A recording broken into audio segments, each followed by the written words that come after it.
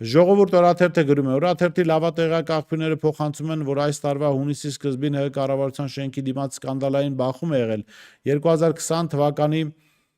պատերազմի հետևանքով անհետ կորած զինծառայողների ծնողներից մի քանիսը բռնել են առողջապահության նախկին նախարար Արսեն Թորոսյանի օձիքից, ինչից է սկսվել պատմությունը։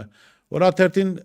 հայտնի դարձավ, որ երբ այս տարվա հունիսի սկզբին Նիկոլ Փաշինյանն ընդունել է անհետ կորած եւ բռնի անհետացած զինծառայողների ծնողներին, հերթական անգամ վստահեցրել է, որ ամեն ինչ արվում է երեխաների որոնման եւ վերադարձի համար, սակայն ծնողները դժգոհ են մնացել, քանի որ որևէ շոշափելի արդյունք չկա զինծառայողների որոնողական աշխատանքների մասով։ Այս դժգոհության ֆոնին կառավարության դիմաց տեսնելով շենքից դուրս եկող ԱԺ առողջապահության հանձնաժողովի